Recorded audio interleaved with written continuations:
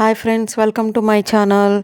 Mutton pulao చేయడానికి ముందుగా మటన్ని పసుపేసి కడుక్కోండి. దాంట్లోకి ఉప్పు, కారం, పసుపు, ధనియాల పొడి, జీలకర్ర పొడి, గరం మసాలా, అల్లం వెల్లుల్లి పేస్ట్ తీసుకొని ఆ మటన్లో యాడ్ చేయండి. మటన్లో యాడ్ చేసినాక దాంట్లో కొంచెం ఆయిల్ వేసేసుకొని బాగా కలుపుకొని పక్కన పెట్టేసేసుకోండి. దాంట్లోనే పుదీనా, కొత్తిమీర, నెక్స్ట్ వచ్చేసేసి ఒక కప్పులో అరకప్పు పెరుగు వేసుకొని బాగా కలుపుకొని పక్కన పెట్టుకోండి. ఒక హాఫ్ అన్ అవర్ కలుపుకొని పక్కన పెట్టుకోండి. ఇప్పుడు హాఫ్ అన్ అవర్ తర్వాత కుక్కర్ విజిల్ పెట్టేసేసుకొని స్టవ్ మీద పెట్టుకోవాలి. ఎన్ని విజిల్స్ రావాలి అంటే సిమ్లో ఒక 3 విజిల్స్, హైలో ఒక 3 విజిల్స్ రానివ్వండి. ఫస్ట్ హైలో 3, తర్వాత సిమ్లో 3 విజిల్స్ రానివ్వాలి.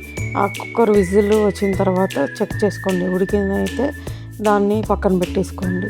తర్వాత ఒక కడాయి తీసుకొని కడాయిలోకి ఆయిల్ వేసుకొని దాంట్లోకి హోల్ గరం మసాలాలు వేసుకొని కొంచెం బాగా వేపండి.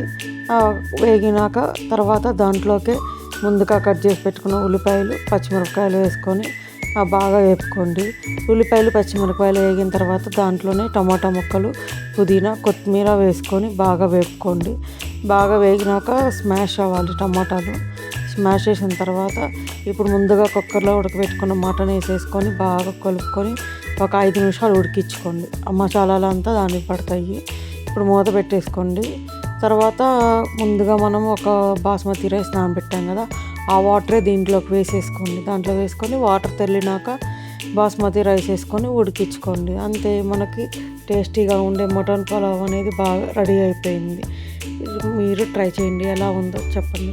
Thank you for watching.